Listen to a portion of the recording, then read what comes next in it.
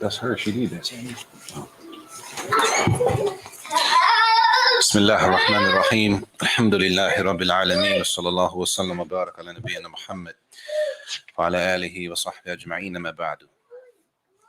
So inshallah we're going to finish off the hadith that we started at Din al-Nasiha, and we already did as the Prophet ﷺ said, he mentioned 5 things. Allah, lillahi wa li kitabihi. طيب. He said the religion is either sincerity or the other meaning that it could mean depending on what we're talking about, right? And now we move to, as the Prophet ﷺ said, wali rasulihi sallallahu alaihi wasallam, the deen is to have nasiha for the Messenger alayhi salatu wasalam. How is that? He says, فَتَكُونُ بِطَاعَتِهِ, and that is by obeying the Prophet alayhi salatu wasalam. And obedience comes in following. He tells us to do something, that means you follow the order. Don't do something, stay away from the order, not to do it, or the prohibition. This is ta'at an-nabi alayhi salatu wasalam. He says also, وَتَكُونُ فِي مَحَبَّةِ هَذَا النَّبِيِّ الْكَرِيمِ عَلَيْهِ الصَّلَاةُ وَالسَّلَامُ. Nasiha to the Prophet sallallahu alaihi wasallam is not giving advice to the Prophet alayhi salatu wasalam. He said, but what it is that you love the Messenger alayhi salatu wasalam, which takes more than to say, I love the Prophet alayhi salatu wasalam. And this is why the ayat in the Quran, where Allah said, قُلْ إِن كُنْتُمْ تُحِبُّونَ اللَّهَ فَاتَّبِعُونِي. Allah said, say to them, if you love Allah and you say that, then what? Follow me, meaning follow the Messenger sallallahu alaihi wasallam. If I'm not mistaken, it was Hasan al-Basri rahimahullah. He said that this was called the ayat al-mihna, the ayat that the people were tested by. It was a test because everybody, yes, anybody say they love Allah, right? Any Muslim in their right mind, I love Allah, I love it. If you love Allah, then it should show in your action of what? Fattabi'uni, follow the Prophet sallallahu alaihi wasallam. Therefore, for the people who were saying that they love Allah, the ayat, that verse was described as the ayat al-mihna, the ayat that was considered a test. طيب. He says after that, وَتَكُونُ فِي طَلَبِ sunnatihi sallallahu alaihi wasallam. It also shows nasiha to the Messenger sallallahu alaihi wasallam means that a person is trying to seek out and learn the sunnah, trying to find the sunnah. Anybody know the number of hadith there are altogether? Yeah. It's a lot, right? It's a lot. Hundreds of thousands of hadith, right? We got like famous books to us might have maybe, huh? It's a lot of hadith, right? Yeah, and you gather them all up in different compilations, right? You got hundreds of thousands of hadith, right? So it's always something new to learn. If we comfortable with think because we did 40 hadith of Imam an-Nawawi, rahimahullah, right? Or even after that, Riyadh al-Salihin, or even Umdat al-Ahkam, over 1,000 hadith, 1,400 hadith, or even Sahih Bukhari, 7,000 hadith or 5,000 hadith, right? If we comfortable, then that's a deception from the shaitan. All of the hadith outside of Sahih Bukhari that we don't know. So he says from nasiha to the Messenger sallallahu alaihi wasallam is that a person seeks the sunnah. They're looking for the sunnah. He says, and also ma'rifatu akhlaqihi, knowing the adab of the Prophet sallallahu alaihi wasallam, knowing how he carried himself in his behavior. Yes. So, is it just like, are there less known, but as well as authentic hadiths and books besides, say, Muslim and Sahih Bukhari? Yes, good question. He said there are hadith that are authentic, but they're not famous outside of Sahih Bukhari. There's plenty of them.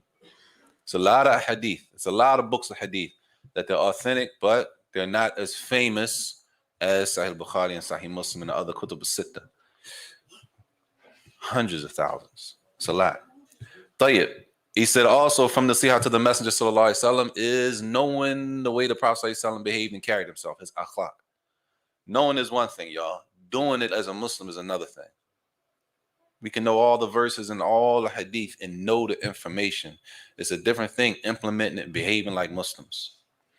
After that, he says, وَأَدَابِهِ وَالْإِقْتِدَاءِ بِهِ فِي ذَلِكَ, and following him, not just knowing it, al-iqtida, following the Prophet ﷺ in those manners, in that behavior, which takes for us a lot of times is juhud. It takes a lot of work.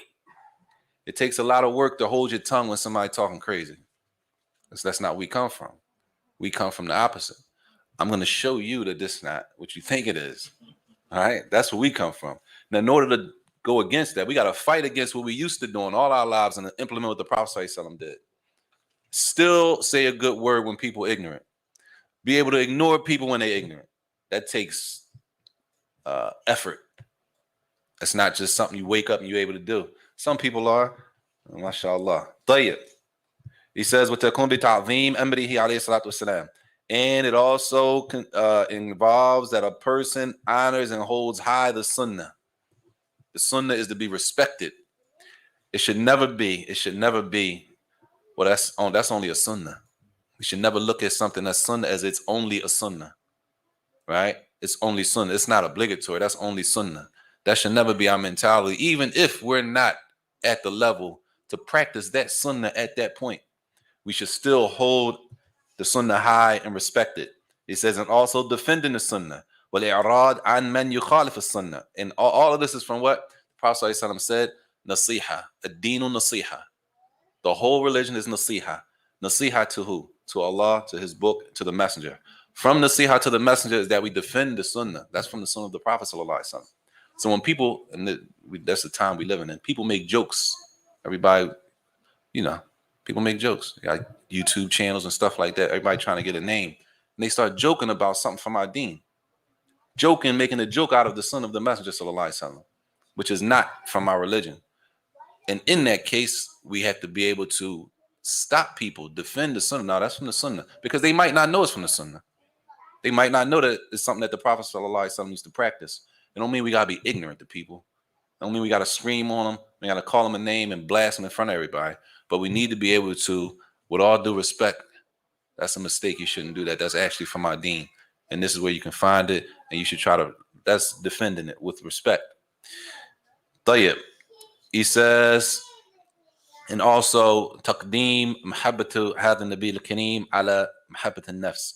That a person loves the Messenger sallallahu alaihi wasallam more than they love their own selves, their children, their family, their parents. How does a person get to that point? That a person loves the Messenger sallallahu alaihi wasallam more than their own children. No doubt. You have to know them. And where do we learn about them?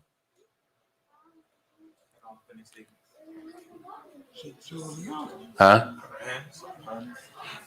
Tell you specifically, where can we learn specifically about the life of our Messenger sallallahu alaihi wasallam? His biography, the seerah of the Prophet sallallahu alaihi wasallam. Now we got to ask ourselves, how many books of seerah, how many books of the biography, the life of the Prophet sallallahu alaihi wasallam, have I read from cover to cover? So we ask ourselves, how many books have I read as a Muslim who loves the Sunnah and loves Muhammad alayhi salatu wasalam? How many books on his life have I completed? Right? And that's between you and Allah Jalla wa Ala. All of us. Tayyib. After that, the fourth thing, he said, sallallahu alayhi wasallam, nasiha li a'immat al-muslimin. Giving advice to the leaders of the Muslims. The leaders of the Muslims. And this is the second form of advice, the advice that we know, right? That's the normal, to advise somebody, right? There's a leader. The leaders can be advised. And this shows, the hadith shows that the people in charge are not excluded from being advised. They're not excluded from, number one, why do we advise people in the first place? Yes, but what makes you go and say, I have to advise such and such? They did something wrong. The leader can do something wrong.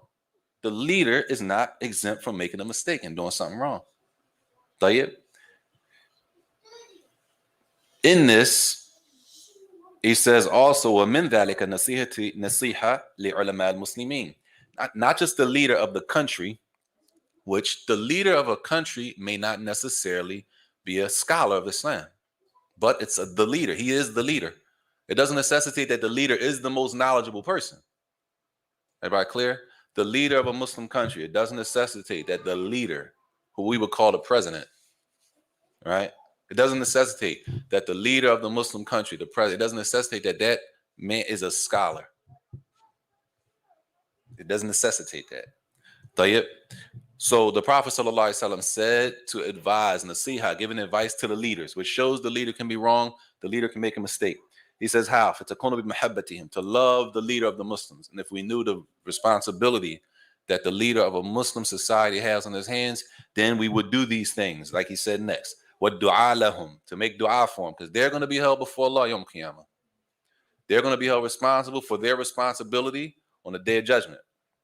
He said after that, وَمَحَبَّةَ صَلَاحِهِمْ, and the love that that leader is upright and righteous and on the straight path, because it could be a leader. It's a Muslim leader, and he is in charge of the country. He's the ruler, but it doesn't necessitate, as we say, he really deening like that. He might not really be a person of deen. Yeah, he's Muslim, but we talking about, is he a person of, like we say, is he deening or is he Muslim? It could be one of those things. So the love, the hope, love that the ruler is upright, as we say. And the hope and love that the ruler is a just ruler. This is all from nasiha to the leader. He says also, from that, from the leaders of the Muslims, he says, وَمِنْ ذَلِكَ أَيْضًا النَّصِيحَةُ لِعُلَمَاءِ الْمُسْلِمِينَ. Also is to advise who? The scholars of the Muslims, which proves that what? The scholar can make a mistake. The scholar can be wrong. The scholar is a human. The scholar may need advice. The teacher himself may need advice. If the teacher's always teaching, then somebody has to advise the teacher at some point. He says this is because لأنهم من يدخل في هذا اللفظ عند جماهير العلماء. He said, why are the scholars included? He said most of the ulama consider the scholars to be included under the statement أئمة المسلمين. He said جماهير العلماء, majority of the ulama consider the scholars to be included with the rulers, as we say, the rulers or the presidents of those countries. How do you show nasiha, advice to the scholar? He says by loving them. وَمَعْرِفَةُ مَكَانَتِهِمْ, in understanding their position.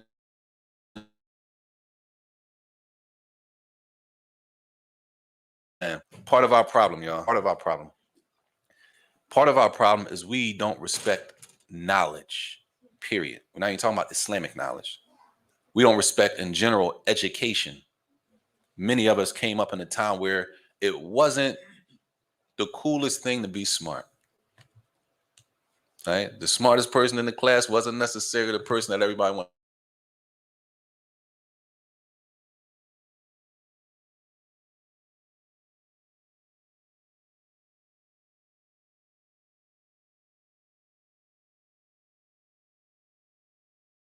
Be grown and start respecting education. Before that, we don't care what type of education you had. If you didn't fit into what we thought was respect worthy, we didn't respect you, which is not the case Islamically. And when that happens, we got to leave what we were raised on, and we have to follow what we've been taught in the Quran and the Sunnah of the Prophet sallallahu alaihi wasallam. طيب. He says, وَالرُّجُوعِ إِلَيْهِمْ فِيمَا يُشْكِلْ عَلَى الْإِنسَانِ مِنْ مَسَائِلِ شَرْعِهِ وَدِينِهِ. He says also, from nasiha to the ulama, to the scholars, is returning back to the scholar. What does it mean to return back to the scholar? To do what? If you have an issue with, or let me say, concern or issue with something you don't understand, from Quran, as soon as you return your prayers back to them. Jade. For explanation. طيب. I'm be a little clear. What does it mean to return your affairs? Because this is what I'm saying. There's a certain group of people who understand those terms, and there's a whole group of people. What do you mean by return your affairs? What is it? You understand what I'm saying? You serious? Are you serious? Tayyib. Life problems of the tower. Jay, give me another way to say return your affairs. Problems. No, for the whole sentence. Instead of saying return my affairs to such and such, what can I say? Go to them for help. Contact them. Contact scholars to get help, to get guidance on an issue. Contact them. Get in touch with them. Talk to them. You understand what I'm saying? Good question. MashaAllah. That's a good question. He said, why did we use the term return back to the scholars? That's a good question. Like if I say I want to fix my affairs, like I might catch that, but return means you already was there. Jade. Good. It's a good question. I like that question because it's the point of me saying why. My whole point. Why do we keep saying return back to the earth? Why do we say that return our affairs? This is because. So because we are Ummah, we won. So originally we did that, but at some point it went astray. That come back. No. It's easier than that. You're overthinking it now. You're overthinking it. It's easy. Literally, the word says ar-rujur, which means to return. It's a verbatim translation that people use, and then it becomes just what people say. Whether we understand it or not, that's just the wording we use. Return back to the scholars. Return our affairs. What does that mean? Return. What is that? What do you mean? Like he said, that's over my head. What does that mean? Return the affairs. Huh? Oh, we didn't get there yet. We might have got there earlier, but we're going to get there again. Rujur is literally, that's the literal translation. So a lot of times things are literal translations, literally. And that's another issue. You got to understand when you translate something, a person could translate something, y'all. Translate it from Arabic to English, right? It doesn't mean that what they translated makes sense, though. Okay? When you translate something, you have to understand the context you're reading to make it make sense to the other language you're putting it in. You with me? So I can't just translate something from Arabic to English, right? I can, but it might not make sense when I'm talking to you. You might say, what does that mean? Well, I just translated from Arabic to English. It's English, but your English doesn't necessarily mean anything like that. Therefore, the translator has to be able to translate it into English, and he has to be able to adjust it to mean something to the person that's going to read it or hear it, while at the same time keeping the meaning of the original author in the statement, which takes skill. It takes a level of Arabic, a level of understanding the subject matter, right? All of that's included in translating. So that's a good question. A lot of times I like to do that just so we see. We be using these terms and stuff, and in reality, it's only a certain number of people who understand that. Everybody's going to understand. Contact them. Call them. Call them up when you got a problem. Call who up? Call a scholar. If you got a problem, you're able to call the scholars up of Islam. Call them up and get some help with it. Which means the same thing as return back to the scholars, all right? But it's a little more general so that we're not lost in just wording. Tayyib. He says also, and it's the same word, وَالرُّجُوعُ حَالَ الْفِتْنِ إِلَيْهِمْ لِيَصْرِ النَّاسِ عَنْ آرَائِهِمْ. Also going back to the scholars, right? Which is what? Contacting them, getting advice when there's some fitna. When some problems come up, we don't know how to deal with it. This is the problem, y'all. We're supposed to be doing that. Once we've reached our peak, we don't know what to do. We're not supposed to keep calling ulama every time something happens. We're supposed to be able to work stuff out. If you're not able to do that, if your knowledge doesn't allow you to fix the problem, you're stuck. You're at your peak. Tayyib, call Ahl al-Ilm. Right? If you have the knowledge in front of you, then y'all work it out. That's what it's supposed to be. And that's why the ayah says, فَاسْأَلُوا أَهْلَ الذِّكْرِ إِن كُنْتُمْ لَا تَعْلَمُونَ. Ask the people of knowledge when? When you don't know. If you don't know nothing, you want to call them all the time, cool. But because you don't know, don't mean nobody else knows. Because you got to call all the time for every question you have doesn't mean everybody in the room has to do that. And if you do that, alhamdulillah. But don't be mad at the next brother when he doesn't do that. You call 10 times a day, he calls once. That's the need. He calls based on the need. He contacts his teachers, his scholars based on the as need basis, not just to say I'll be calling the sheikhs up. Dang, like they get tired of you calling. You studied that. Supposedly, you supposed to have studied that. Certain things we can't call our scholar, our sheikhs for. We can't call and ask certain questions. Y'all studied that. I taught y'all that like more than once. We went over that. You don't like, what you doing? If you don't know that, what are you doing? That type of question, it's like, come on. People, because a lot of times people say, why don't y'all call a sheikh? And we looking like, not like we don't need ulama, but our scholars, our teachers expect certain things from us. And they don't expect us to be calling with that type of question. I'm not saying I know everything. I'm just saying they taught us some stuff already. Like, you're supposed to go home, review your stuff, tighten up. If you can't come and ask the same question that we taught you how many years ago, and you still, you know what I'm saying? طيب. He says after that, when Nashrid, he says, واحتساب الأجر في طبع كتبهم. And he's saying that spreading the knowledge, basically in general, spreading the knowledge by getting the books printed. طيب, their books printed and disseminating the information. Lastly, وأما النصيحة لعامة المسلمين. The advice for the general Muslim, and it doesn't say the Muslim on the Sunnah, y'all. It's not only the people on the Sunnah we supposed to advise. If everybody in here is on the Sunnah, right?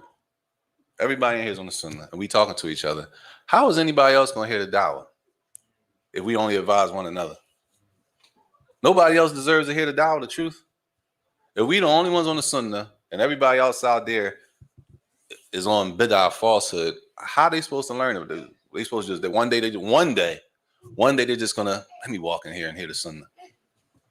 Right? The hadith says, Nasiha li'amat al-muslimin. That's what it says. Giving advice to the general Muslims.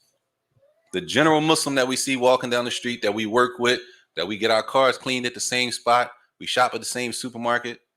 The general Muslim, that the advice is for them too. How? Because this is not a new hadith. How is the advice for them? He says, فَتَكُونُ بِي مَحَبَّتِهِمْ. Loving them. Loving who? The Muslims. How we gate it off and we only love the people of the Sunnah. Like, we don't have love for the Muslim who don't know the Sunnah. Where did the love? Where in our deen that we cannot love a Muslim, the one who takes Shahada, right? Based on them. And I'm using our situation, generally our situation, they just don't know the Sunnah. Not that they don't want the Sunnah. They don't know what the Sunnah is anyway. But if you told them what the Sunnah was, they would love to do it. He says, وَمَحَبَّةُ وُصُولِ الْخَيْرِ إِلَيْهِمْ. Also that a person loves to try to help them get to some type of goodness. Anything from good you want to bring to your brother or sister. It don't say that you got to look like me. The restrictions that we be putting on each other is not mentioned in the books. Allahu A'lam where that's mentioned at. The hadith says, لِعَامَةِ الْمُسْلِمِينَ. The general Muslims. The general Muslims, y'all, could be people who deening, and it could be people who not deening. It could be people who Muslim for 20 years, and it could be people who took Shahada last week. There could be sisters who covering properly, and there could be sisters who not covering properly. There could be brothers who know how to recite Al-Fatiha, and there could be brothers who don't know how to recite Al-Fatiha. General Muslims, the advice is for each other. With respect, though, with respect. Also from advice to the Muslims.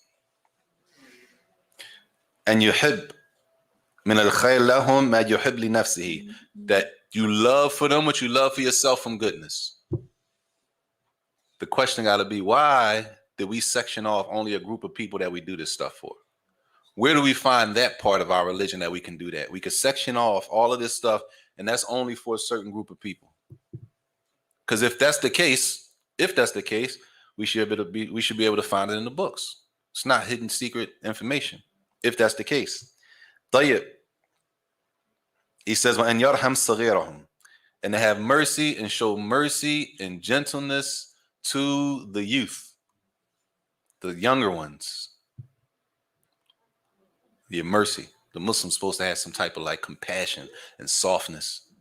Some reason we think the harder you are, like the more mean, the more brick your face look and all that, we think that means they must be on the Sunnah. Allahu A'lam where it came from. But clearly, not in the Sirah. If you read the biography of the Prophet, you're not going to find that. For some reason, we think the more hard a person is and the more harsh they are and the more belligerent and rude they are, that must be the Sunnah. I don't know where that misconception came from. He said to have mercy with the youth. طيب. He says, وَأَنْ يَحْزَنْ لِحُزْنِهِمْ. To be sad when our brother or our sister is sad. Something saddens them, it's supposed to sadden us. They heard about something that's supposed to hurt us. Right? Now all we gotta do is ask ourselves, when Muslims go through this stuff that I know, how do I feel? That's like on them, damn, that joint messed up. We just go about our day. People that we known for years, unless they from a certain group, and these are like my folks, right? If these is really my folks, then I feel it. But if these ain't really my folks, then that's messed up. We say something, subhanAllah. Something, you gotta feel it. You can't just not say nothing, right? طيب, he says, وَيَفْرَحْ لِفَرْحِهِمْ, that we're happy when they're happy. We're not hating. They get some khair, alhamdulillah. They happy, alhamdulillah. That's what it's supposed to be. This is basic. This is basic Islam. The question got to be, where we get all this other stuff from to go against this? When the Prophet ﷺ or Allah Jalla wa Ala, when they give us, when we have a usul laid down, a foundation laid down, when they lay down rules in our deen, that's the origin of the rule is the origin. In order for us to go against origins, we need something else from a text to allow us to go against it. So Muslims are not allowed to eat pork as it comes in the Quran, right? So pork is haram. We don't eat pork. In order for us to go against that, we need something showing us we can go against that. We don't just walk around saying Muslims can eat pork. No, Muslims can't eat pork. These are the rule. The rule is the rule. In order for us to go against the rule, we need something from our religion showing us we can go against the rule. So Salatul Dhuhr or Isha is how many rakat? 4. We can't just make it 2. We can't just make it 3, except in a specific case. When can we make it 2? When we traveling. Well, how we know we can do that? Text. We got text. We have other hadith that show us, okay, yes, you're supposed to pray Isha as 4 rak'ah, but there's another hadith of the Prophet ﷺ, during the time of traveling, you're allowed to shorten it and make it 2. That's how our deen is laid out. It's very organized, but if we don't learn that stuff, then we practice deen chaotically. Our deen is not chaotic. The way we practice is chaotic. Tayyib. He says, also, وَمِنَ النَّصِيحَةِ لِعَامَةِ الْمُسْلِمِينَ إِرْشَادُهُمْ إِلَى مَصَالِحِهِمْ. He said, also from advising the general Muslims is guiding them and showing them anything that's going to be beneficial to them. What we do, y'all? We find out something benefit, we hold it only for a couple people. We don't want nobody to find out. Knowing somebody really need it. Knowing somebody could really use the information. We do what? Tuck it.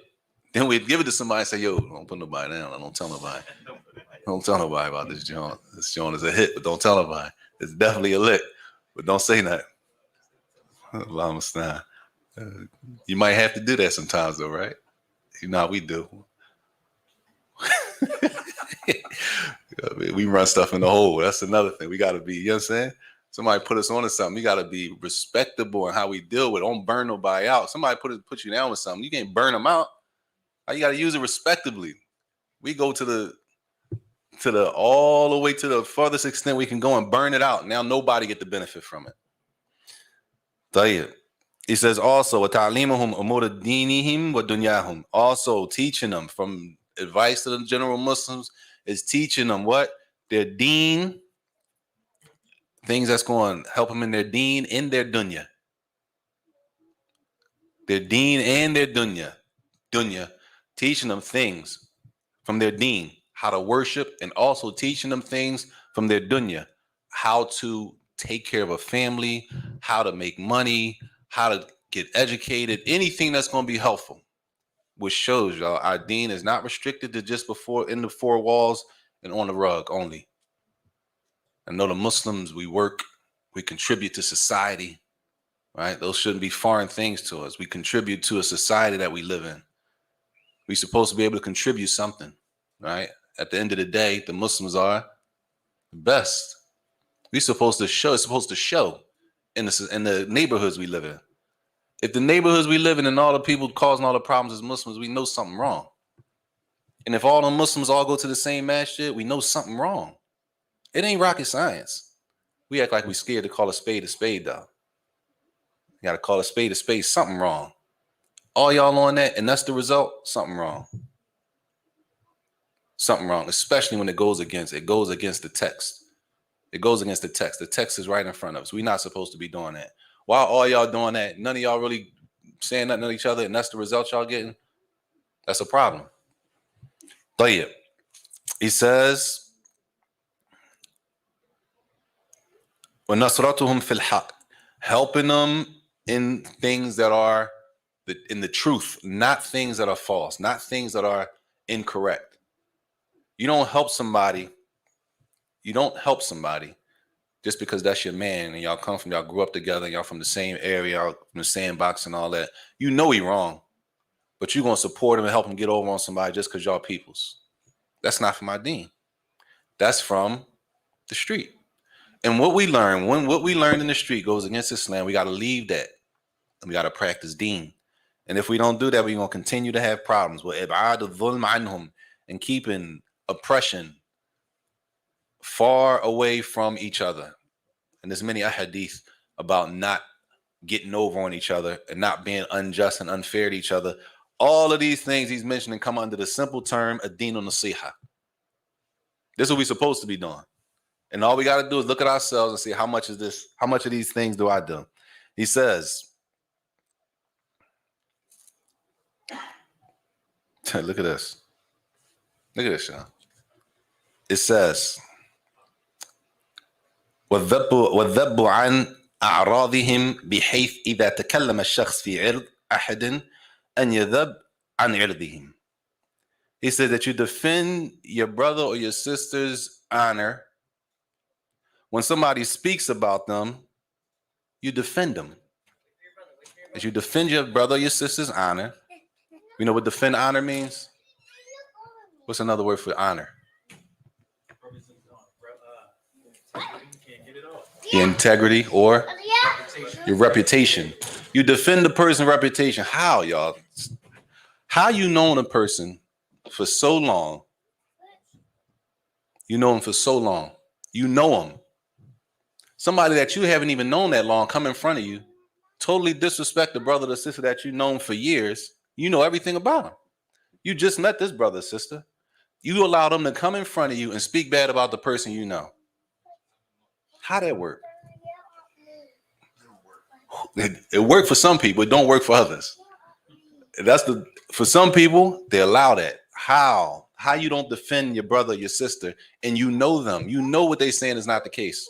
How we let that ride? What are we scared of for us to speak up for a brother or sister that we know that and we know that's not the case?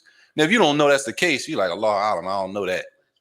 And even if it is the case, is that what he did or she did? Well, I'm going to go talk to him because I know him. I'm going to go talk to him. They was mad at me. They was mad. Brothers was mad. They said Shadid is out of control. He out of pocket down there. He was an imam down South Philly at the time. So the brother, he out of control. Man, I said, well, dad, he Muslim, Sheikh. If he out of control, we all in Philly. Why don't you just go down there and talk to him? Like, I don't get what the big deal is. There was a table full of brothers. I said, listen, Sheikh, why don't you go talk to him? Like, you the man. Everybody following your lead. Why don't you go talk to him? He said, no, I can't talk to him. Brother sitting next to him. I said, well, if you can't talk to him, then you need to talk to him. And if he don't he said, the brother next to him said, nah. I said, well, listen, if he don't listen to you, then you go down there. If he don't listen to you, then you go down there. If he don't listen to you, then you go down there. If he don't listen to you, you go down there. Somebody need to go down there because that's our brother, since he's so wrong. This for argument's sake. Yeah. This for argument's sake. If he's so wrong, let's go down there and talk to him. Since y'all saying he's so wrong. You know what the brothers told me? Oh, man, you trying to be Superman. Trying to be Superman? That's our brother. We Muslim. We brothers. If he is wrong, nobody want to go give advice? We in the same city. You got a microphone. He got a microphone. You got a mash it. He got a mash it. He's so wrong. Nobody's going to talk to him. And if we try to talk, you saying that's Superman? You can't save everybody. Y'all tripping, man. I ain't with that. Yeah, y'all tripping with that. Why? Because I'm going to make a mistake next. And when I make a mistake, you're not going to come say nothing to me either. And that's exactly what he did right now. He ain't come say nothing to me. That's not our deen. A deen on nasiha. Somebody come in front of you, say something about a person, you know that's not the case. You defend them. And if it's true, you still go back and advise the person. Why we can't do that? That's we human beings. That's human stuff. If we was in the street, we wouldn't let that ride. So why we come to the deen, which has way more honor than that street code. That street code has no honor in it. Why we come to the deen, and in our deen, we have Allah gave us everything we need, and we refuse to stand up and do what we need to do. He said after that,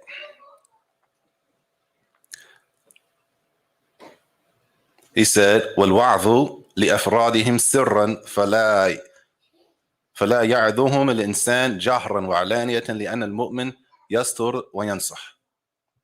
This probably sounds crazy based on what we used to. He says, reminding the people in secret, not in front of everybody. Not in front of everybody, right? He says, don't remind him in everything out in the open. Why? Because the believer covers the faults of his brother and he advises him. Why we got to get on the internet and talk crazy? Why we got to get on the internet? All these brothers in the same city, everybody jump on the internet and talk crazy. We see each other out in ShopRite and Janazas and Walima. Nobody say nothing. You know what I'm saying? Family Dollar, you see brothers, nobody says anything. Why we can't be men, step to the side, listen, let me how this you said, I think this was a mistake. With respect. He says what? That you remind them secretly. Why? Because if the brother or the sister is wrong, why you want to embarrass them? What do we gain by embarrassing each other? Except if I embarrass you, then everybody, then he grinded him up. I won, so I won. I win. This Dean, I'm like, what? You might encourage the sin to do it. Exactly. I might be building up sins, trying to prove a point. Instead of pulling you to the side, right? Pulling you to the side and advising them. I said, well, he did it in open. It needs to be done in open. Okay. What's the hustle? Don't worry. The Muslim, man. The Muslim cover the sins of your brother. No, you said because he did it in open, he needs to be corrected. Yeah. He did it in open, correct in the open. Okay. So that's a wedge. Maybe. Is that the best thing to do in this case? Every case, is that the best thing to do? It might not be the best thing to do in every case, which takes hikmah, wisdom, being able to distinguish. Is this the best situation? Should I do it like this right now? Is right now a good time for that? No, the hawk is the hawk. Okay. And we can see the results we get, and then we wonder why we're getting the results we get. But yeah, we can stop there, inshallah. Inshallah, that's the end of the hadith. Unless there's any questions. I do. Follow. So when I first took Shahada, right? I'm like, yo, it's crazy. It's really like brother to everybody close. But then the more I learn, like I'm always on the outside. So in different conversations and different times, since I became Muslim, I would hear like random stuff like what we talking about. Is it not simple where people just like everybody's involved, need to talk about it, and then move on? Don't it sound simple? It sounds simple, don't it? Well, you got to ask yourself, why wouldn't, if it's so, this thing about all the problems everybody got between them, what's so difficult? What's so difficult when you get on the internet and talk about people? You see people in the street, why not just sit down and talk to them like men, face to face, like human beings do? You read Arabic, takes men. Yeah, that's man stuff. You read Arabic, everybody reads Arabic. Everybody y'all talking about y'all got a problem with, they read Arabic, y'all got books, y'all studied. Okay. Sit down and get to the bottom of it. What's the issue? This is the problem. It has to be mutual respect. We men. Don't come in front of me like I'm not going to come in front of you, raising your voice and talking crazy. It's not that. I'm not going to come in front of you doing that out of respect for you as a person. We Muslim. So why do you think you can come in front of me and do something like that? And that's just what it's going to be. Why we can't sit down like mature adults, open up books, since everybody's like everybody says, everybody's calling to the same thing, which is not really accurate. That's not really accurate. Everybody's not calling to the same thing. Even with that, you can't sit down like mature adults and sit and pull the books out. Since you so right, bring what you got. Don't get on the internet and talk and talk and talk. I don't listen to what boys be saying. I don't know what they saying, because I don't listen to them. Anybody listen to them, that's on them. That's on them. What I'm saying is, if you got something to say, it will be better. If I have something to say about a person, I'm not going to sit here and say nothing right here that I wouldn't say to a person in their face. I'm not going to talk crazy if I can't say it in front of you. We adults, men, with all due respect, it's not like you said, it's not that difficult. If it's really that serious, if you're really trying to fix the problem, it's not that difficult. If you really want the problem fixed. Like that joint just kept rubbing me wrong. So then we talked about it, that made us closer. Alhamdulillah. It's like like everybody know, like a husband and a wife, if they beef and they don't talk about it. Once you talk about it, like their mind be crazy. Allah Akbar. Allah Akbar. That's what I'm saying. He said once him and his man going through something, they spoke about it. After that, alhamdulillah, it was good. Yes. Ain't that one of the reasons why you're having that real talk over dinner? So real make them get together and talk about it. Yes. The real talk over dinner.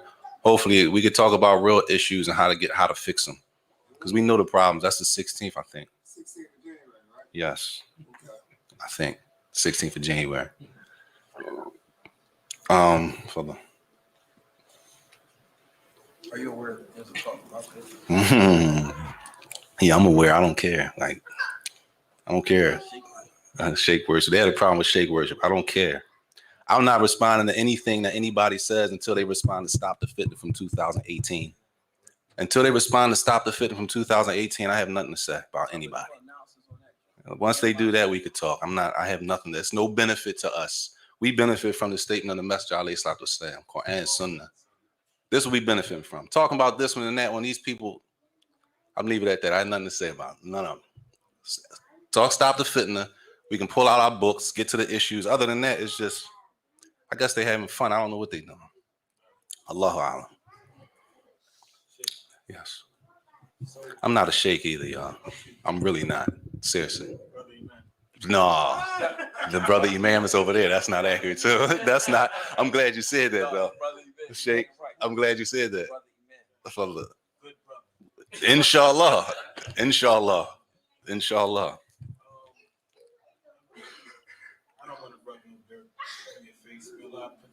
Ameen. Ameen. Ameen. Akhlaq. And what we listening to is so much of a benefit. You know, alhamdulillah, and Allah bless y'all to go and study, you know, and sit with the Mashaykh and benefit and come back and benefit the people. You know, and this is what's needed. You know, so we talk about the rehab clinic. You know, I myself was, I would say, poisoned, you know, when I would come to IMFC, and because of what I was taught or what I heard about y'all brothers, I would make the taslim and run about it, you know, and of course I didn't know, but this is what I was fed, you know. So this rehab clinic, you know, that's based upon teaching people, you know, what the Prophet said and what Allah said. This was needed. This was needed. And I ask Allah to protect us, protect our brothers, alhamdulillah, and our brotherhood, and to uplift this home. You know, alhamdulillah. As well, and I don't want to take up too much time. Mashallah, if people, you know, they put themselves on the status that, oh, I'm the sheikh, I'm this, that, and that. Okay. So you have the scholar coming from there. Like if you so much this status of what you're saying, come and sit down. Come and sit down and, you know, let the sheikh, you know, that study with Sheikh Fawzan, that study with Sheikh Uthaymeen, you know, that you know, did these different sciences and have, you know, some ilm, you know, come and sit down. You know, don't hide now. You know, be a man. You know, we talking about, oh, we love the scholars and we take from the scholars and them Sheikh stuff. Don't make any excuses. No, he sat with Sheikh Fawzan. You know, he's known, alhamdulillah, and he, you know, alhamdulillah, he's from Mecca. Alhamdulillah, he's a scholar. Come and sit down. All the imams in the city should come and sit down. All the da'is in the city should come and sit down. If you have a scholar coming from Mecca on Lancaster Avenue, and he's here to advise the people and to give nasiha, again, come and sit down. What's the problem? Or is it that people they don't want Islam? They don't want to rectify a situation. But it's ajib that you hide behind situations. No, come and be a man. Come and be a man. Come sit down with the scholar. What you gotta say? Open the books up. Open you know the books all this, up. you the shade. No doubt. Come and sit down. No doubt. Well, yeah. You know, so when he came in 2014, she got into this movie called him and said, "Don't come for us because I'm around people out there." He said, "Hassan Somali talking." You know what I'm saying? That was in 2014. I tell you this, Sheikh Muhammad that's coming life fellow. He's the only scholar that I've seen personally. We going to class with him after Isha. In his masjid, he's the imam at the masjid. At the time, his house was right next to the masjid. We going to have class with him. We going to masjid. He's sitting down reading his Quran on his Quran shit. We come in the masjid like, that can't be Sheikh. Is the Sheikh. He's sitting down in class with his Quran teacher. We come in the masjid. The Sheikh that we come to learn from is in class, getting his Quran checked. The Sheikh that we going to learn from that's coming here next week, we walk in the masjid, he's in class getting his Quran checked by the Quran teacher.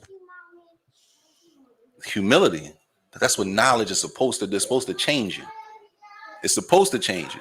It's not that you think you learn something, you think you're better than nobody. No. You learn something you're supposed to do better. You're supposed to change. It's supposed to be some change for the good. We're not supposed to get arrogant. You're not supposed to get boastful over people, but you're supposed to see a change. That's what knowledge is supposed to do. If the knowledge is making us more arrogant and more we think we better than people, then something's wrong. Then something's wrong. And more than likely, it's probably our intention, our niyyah, because we come from a culture of showing off and trying to shine on the next person being better.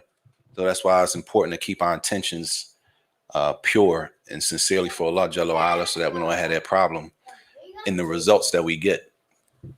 Allahu Alam. I think we can stop there, inshallah. Jazakumullah khairan. Sheikh, you got something? Did you have something to say? Sheikh coming next week, y'all, inshallah. Bring your questions. Don't be shy. Don't be shy to ask some questions. Yeah, all our classes are on pause as long as the Sheikh is here for the 2 weeks or 3 weeks. All the classes that we do will be on pause because he's going to be teaching pretty much every day. So when you can come. Try to be here early because we're not, I don't know how much space we're going to have in here. It ain't going to be that much, you know what I'm saying? That much space. So come, bring your questions, be ready, and inshallah be a lot of benefit. Sunday, right? Sunday, next Sunday, not tomorrow, next Sunday. Inshallah. Tayyib. Somewhat, yes. And some of it is going to be open Q&A. Some of it is going to already be some specific topics. You're talking about somebody who's seen the people, we read their books. We buy the books based on what? Their name. We buy books based on the author, right? Bin Baz, rahimahullah. Okay, he studied with Sheikh Bin Baz, rahimahullah. Physically there. He mentioned what he studied too. And he mentioned exactly what he studied. What he studied, he mentioned the subjects that he studied with the Sheikh, which is not, it's traceable. They think that because you was in Yemen and set the Sheikh book up, that's enough. You might have been. Nobody knows. It's not traceable. Anything should be traceable. That's the benefit. It's all about the individual. Y'all. People got to be honest. If you're honest, you can say wherever you was at, it don't matter where you are. Wherever you were, if you're honest, you can say, listen, I was here and these are the subjects that I studied. That's all. It don't matter what country you went to. When you was there, you studied something, right? Yeah. Well, what did you study? Well, I studied A, B, and C. That's it. Alhamdulillah. What's the problem? unless we in competition with each other by what we studied. I didn't study that. You got to talk to him. But to leave it blank, nobody knows what you studied at all. You was just over somewhere. That's a disservice to the people listening. And nobody really lets that ride except when it comes to us. Nobody's letting that ride. Yeah, that's what the ijaz or the isnad, all of that. We talk all of that, but now when it's time to really know who you're taking your knowledge from, I start asking people what they study. We disrespecting them and all that kind of stuff. Huh? He said before it's gonna be certain days in the Sheikh come. Yes. Specifically for the women. Yes. Sure. Specific days for the sisters. Which days they're gonna be announced. The days for the sisters will be announced. I hope y'all don't come. I don't know the sisters. I hope the sisters don't come down here and don't have no questions. Then when they leave, when they answer us all the questions. All them questions y'all got, y'all need to bring them. Because we not teaching. Yeah, you need to write them down, bring them in, email them in, because we not having class while the Sheikh is here. And I hope y'all come with all the questions you want to ask. Qualified, experienced, knowledgeable. I'm just bringing the tea. We got the tea in the water and the dates. And whatever y'all want to do. We got dates, we got tea, we got water. You know what I'm saying? So y'all bring the questions, inshallah. Yeah, the brothers, it's going to be specific sittings for the brothers too. And hopefully, y'all, hopefully we don't take this as like, it's not a show. This is not a show with the Sheikh. This is not a show. It's deen. If we talk about want to be known, follow the sunnah, people of knowledge, that means we got to listen, digest it, and implement it, use it. I hope people come to benefit, not to just look around and see who all there. You should come with a serious question. You got a serious question in your life. You need to bring that. That question is the one you need to bring, because we not the people for that. These are the type of people, them serious questions you got in your life about your marriage and all them serious issues. You need to bring those down. Now it's time to get them off. Brothers keep passing them around. Even if it's no stupid question. It's no stupid question. I seen ulama answer the same questions year after year. Sheikh Saleh Haydan, Sheikh Fawzan, they teaching how them. It's the same questions over and over and over every year. It's the same questions. And that's, huh? Yeah. And scholars are like, what's the top tier? Like, They got levels. That's a good question, because all the scholars not on the same level, y'all. Like we may think they are. Because it says Sheikh in front of somebody's name, it doesn't necessarily mean they're on the same level. They're not. They're not all on the same level. All right. Some people have way more experience than others. so being a scholar is the best title of the Muslim grade. I don't know about that. The best title that a Muslim can have is to be. But is there anything above?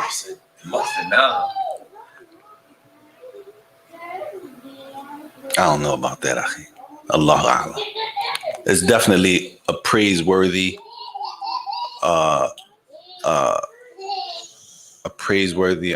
description. Something that is honorable in Islam, to be a person of knowledge. This is something that Islam honors, and Allah raised them. The respect level for these people, the people of knowledge, is something that Islam recognizes. It doesn't necessarily mean that a person who has the title of being a scholar doesn't necessarily mean he doesn't make a mistake. It doesn't mean you know what I'm saying? But it's definitely a praiseworthy thing that we should shoot for.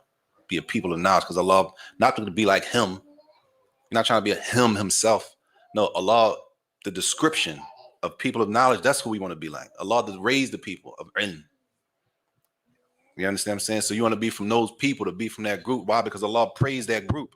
Not just to say that I'm with him. You understand what I'm saying? Inshallah. No doubt. And that's from the benefit. The scholars, the Prophet ﷺ said. As the Prophet ﷺ said, the scholars, warathatul anbiya, they inherit from the prophets. The prophets didn't leave behind money, as the hadith says. They left behind knowledge. Who takes that knowledge? Who took that knowledge? Who inherits that knowledge? The ulama of Islam, the scholars of Islam. And then who benefits from them? The tulab al-ilm. The students of knowledge benefit from the scholars. The student of knowledge goes to sit with who? He don't go to sit with the prophets. The student of knowledge goes to sit with the scholars. Well, what are they getting from the scholar that's so important? Why people travel a month's time to meet a man, right? The books of the South. Why would a man travel for 30 days to speak to Imam Malik? What does he have that a person would travel a month's time to get to him to ask him some questions? What does he have? Knowledge of what? Of Deen, Allah, and His Messenger, sallallahu alaihi wasallam. That's what they inherit. They don't have money. They're not going there to get money. People don't go and sit in the middle of Yemen, y'all, in cave, like not caves, but mountainous areas. Like you got to see the places where brothers and sisters go to learn. They don't go there to get money. They don't come back with money.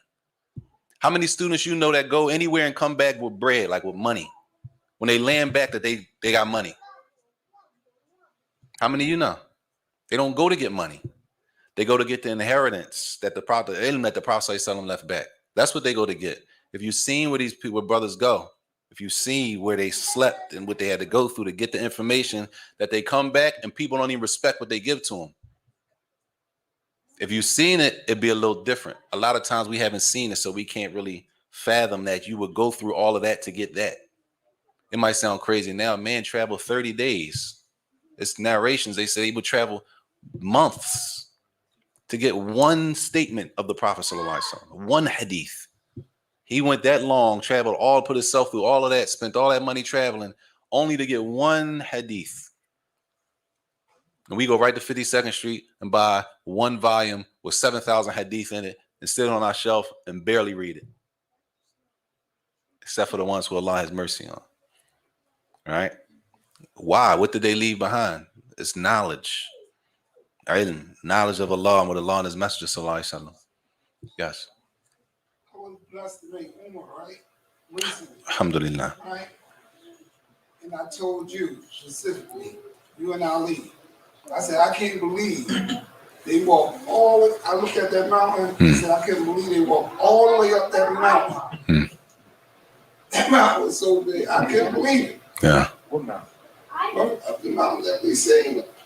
You talking about Jabal An-Nur? Jabal An-Nur? Yeah. I said, We went and saw the mountain where the angel Jibril came down and the Prophet ﷺ was in the cave. Yes, we went to that mountain. And if you see the size of the mountain, this is a real mountain. This is like a mountain. People right there, they still walk up the mountain to see the cave. They want to physically see it. It's no worship and there's no reward connected. They want to physically see the historical evidence of this, where the Prophet ﷺ, this where he used to come, this where the angel Jibril came down with the revelation. This is where he was. It's a 45-minute climb. It's a real mountain. 45 minutes up. I mean, yeah, but I never climbed it, so I might be shortchanging him. I know a couple of people. Oh, he good. If hour and 15 minutes might take me. It's gonna take me longer than that. You went up there? MashaAllah. Yeah, my father-in-law led the prayer up there, Jay. For real? Yeah, he left. MashaAllah. He was pushing you to the edge. He was pushing back. The mountains, if you just to sit up there to get the message. They walk all the way up there. and you got to figure the at the time, it's not like, well, you got to see it. That was like that was considered the outskirts of the city. So you got to get to the outskirts of the city first. And then you got to go up the mountain. Yeah, if they go on the Umrah package, inshallah, we're going to go by there. What's the date? I said we're going to we're not go up there. We might go by there, though, to see it on the 4th. I ain't going up there. The 4th of March 4th to the 13th. Inshallah, we're going on Umrah, inshallah. If Allah make it easy. Yeah, you can see, inshallah. Yes. We have a flyer soon, inshallah. But if we see the flyer out, I ain't see it. Yes. Umrah is different from Hajj, right? Umrah is different from Hajj. Hajj is a little longer and it's the pillar. Hajj is a pillar. Umrah is not a pillar of Islam, but it is a major act of worship, and it's a lot shorter than Hajj.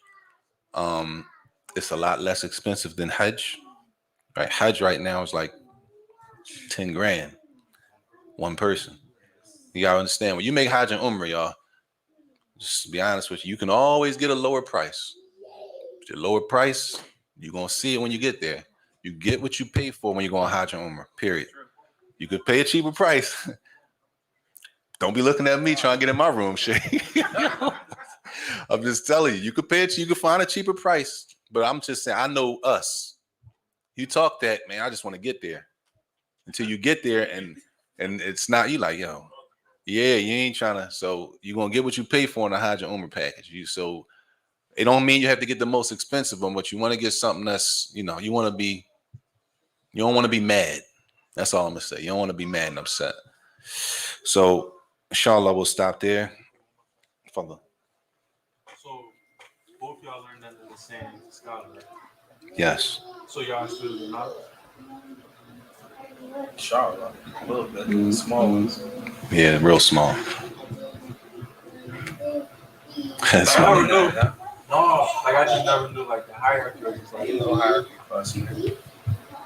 Regular schmegular, man. We just have to be studying. Scholars on levels and the students on levels. Scholars on levels, So I need to take students on classes. levels. Everybody, it's like this. We Muslim, we live life. We all Muslim. Everybody doesn't necessarily have to study intricate details of everything in Islam. If you choose to do that, alhamdulillah. The people who do that, they don't just do it on their own. They don't just go off in the corner and start reading a bunch of books. No, they go learn from people. Who they go learn from? Scholars of Islam. They go sit at the feet. That's when they say you sit at the feet. You go sit down in front of them, right?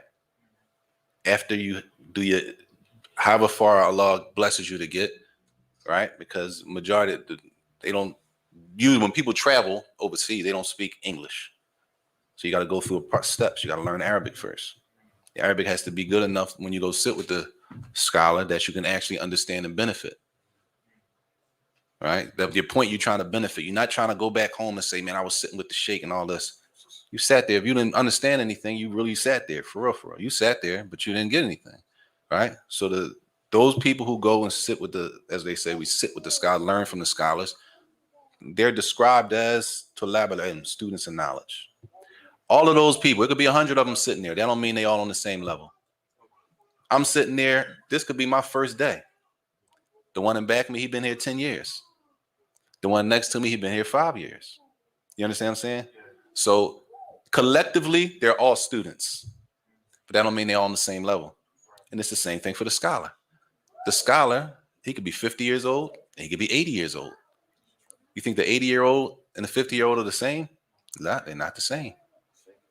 The thing is, for the people that study with scholars, they gotta be honest, man. You can't, you gauge the level people put you on. Say it again? Meaning, the brothers that studied or didn't study, you can see the level people putting you on. You can No tell doubt. the truth, though. No doubt. Hold up, I'm really not like that. No doubt. Put me in a lane I don't deserve. No doubt. People don't do that. They don't pump the brakes. Mm. You got brothers with flyers calling themselves sheikhs, and they didn't even study Islam like that. No doubt. Well, And they know they ain't studying. everybody's responsible. Like you said, every person knows. Like I said, if I'm here one day, if this is my first month here, right, studying, I know I only been here a month. When I go back to America or wherever I'm from, people going to say, because people wherever I'm from, they don't know what I was doing there. They're going to say, man, you da-da-da-da. I know what I learned and what I didn't learn. And it's on me to stop people and say, no, I ain't do it. That's not, no. It wasn't like that. It was really like this. And if we can't do that, then we're not being honest. Because you are going to think that I'm this, and in reality, I know I'm not that. So what does it do if I say I'm really not that? What does that do? No, if I tell the truth, it takes me off the pedestal. If I say no, I ain't really like that. It wasn't like that, right? It removes the pedestal that a person puts you on, and it brings you back down to reality. And the reality, for real, y'all, serious reality. We all the same. We from the same thing. We all come from the same city, the same area, the same type of environment. Majority. Well, whatever they was doing in the UK, I don't know about the UK. I know about here. Yeah. The title sheikh, right? Yeah. The people that wear the title sheikh, like for example, they self-appoint themselves sheikhs, and they studied Islam, right? The question is, the people you studied with and learned from, do they call you that? Do they That's a good consider question. you to be on that level? That's a good question. Or did they even study at all? When you look at titles, y'all, the title Sheikh, the title Hafiz, you don't find people of knowledge, people of these things, you don't find them giving themselves that title. I haven't met one person, me personally, make sure I'm saying this right. I met a lot of people that memorized the whole Quran. Alhamdulillah, I met them. I just met them. MashaAllah. Hafiz Quran. I haven't met one Hafiz that I can even remember that if you ask them, are you a Hafiz? I haven't met one that just said yes. I never met one. I can't remember one person that says, you a Hafiz Quran? Naam. Hafiz Quran. I never met. It's strange if I hear a person Hafiz Quran say, you Hafiz Quran? Naam. Sounds strange. I was there 9 years. Not that I can't remember one person saying, yes, I'm a Hafiz Quran. Say, you Hafiz Quran? They say what? Alhamdulillah. Inshallah. I don't know who named themselves. That's like this. Everybody know IMFC is myself and Ali Davis. Everybody knows that. We turn around from now on all the flyers coming out of here say Sheikh Ali Davis and Sheikh Abu Saajid. We not like that's not. Come on. I mean, I know me. I'm not letting that ride. I didn't put that's not that flyer don't get that flyer got to get checked before it go out. That can't go out like that. That can't go out like that. Not like that. You got to edit that part. Right? Now, if somebody else want to call you a sheikh, you go somewhere because it's possible. We did stuff at other places somewhere. They make the flyer. They put sheikh and such on it. Another person might look at you as a sheikh, whether you tell them or not. They might do that. But I haven't seen people of end to title themselves with that type of stuff, that type of title. It can mean it. It can mean an older person, but it has more than one meaning. It could mean somebody older, but that's not how it's being used. It's not being used like that. It's being used. Sheikh is also for a person of ilm, a person of knowledge. A person of knowledge. I mean, see, we done made it to now. We got like our own joint. We call everybody sheikh. Yeah, like everybody. Huh? Yeah, not on the flyer. He says like bro. It is like bro in the street. That's what it is. In the street, to some people, sheikh is like bro. Come on, sheikh. Tripping sheikh. Right? But in reality, that title holds in the Islamic world, sheikh is a title of endearment and respect. So somebody might call you sheikh, right? Out of respect. Not because they know. I don't know flyer. I'm just saying. They know our teachers, our scholars. They know us. They might call him sheikh. They might say a Sheikh Ali. The sheikh calls him sheikh. We know he's not referring to us like we're shuyukh, like we sheikhs. We know that. So there's no way I'm going to turn around and say the sheikh called me sheikh. When you know what I'm saying? Come on, right? We know when the sheikh is referring to somebody as a sheikh and out of respect because it's used for a couple different ways. You understand what I'm saying? Titles can be dangerous, and that's why a lot of people don't like titles. But we're a culture of titles. So titles is what move a lot of people. I don't say nothing about them. They don't nothing. Stop the fitna. 2018. That's all I got to say. Tayyib, ask Allah to forgive us for our shortcomings and make us better than what we think we are, and what we think or what you think we are. No, I heard plenty of Mashaykh called Sheikh Tahir Sheikh. Say he's from us. Like I don't know why they be. Yo, if he wasn't from us, from Philly, if he wasn't even from Philly, he'd get way more respect. We out of line. We out of line, yo. We out of pocket with this. Like we think it's no. I don't know if we think it's normal. Sheikh Tahir, it's not regular. Everybody doesn't get to teach in the Prophet's Masjid in Medina, y'all, in English. It don't happen. It's not a normal. It's not like a regular thing. Like all the students from Medina, from America, they get to go teach in the Prophet's Masjid. They ain't there. It's not normal.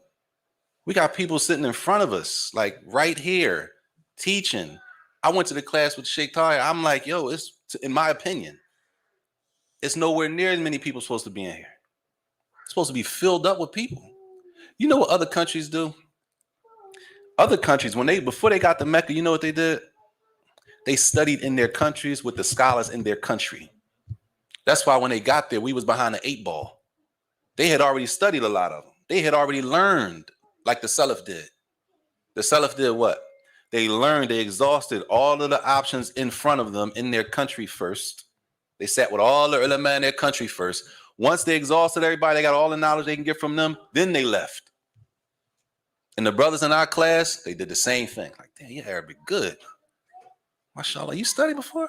Yeah, I studied with this one. Well, who them? That's the ulama in my country. I'm like, dang, y'all got ulama? Yeah, they got universities. Then they come there. The benefit of just being in Mecca studying. We got people in front of us, y'all, right here. Right here. And we act like it's not like he's a nobody, because people who didn't study gonna tell you he's a nobody and you take it. Or people who didn't study as long. I was in Mecca for 9 years. He was in Medina, double that and more. What? And they're gonna ask me, what do I think about Tahir? Come on, man. It's crazy. It's crazy. It's sad. It's crazy and it's sad. And the reality is, Allah could remove the ni'mah that we got in front of us. We got a lot of benefit right in front of us. And if we don't take care of the ni'mah, Allah can remove it from us and give it to somebody else. Give it to people who appreciate it. We live in a city. It's not like other cities in America. I don't know if we understand that. Well, if we haven't traveled anywhere, if we haven't been anywhere outside of Philadelphia, then we don't know that. But if you travel around America and you see, okay, we different. This is a different situation we in. We need to take care of it and take advantage of it, because Allah could remove it from us. Allah could remove it from us, and whose fault would it be? It'd be our fault. Then we'd be talking about, we wish we had this and we wish we had that, and I remember this and I remember that. It's like when we shut down for the COVID. People was tripping. When the class is gonna start back? When the masjid is opening? When they was open, was you in there? When the class was going on, was you going to class? Got to make sure. All right, now the class is going. I'm not saying here, wherever you was going. Wherever you were going, that masjid that you were going, were you attending the classes when you had the opportunity? Because that was just a taste. Allah can remove it. And we ask Allah to forgive us and make us better. Ameen. Wa sallallahu wa sallam wa barak ala nabiyyina Muhammad wa ala alihi wa sahbihi wa sallam.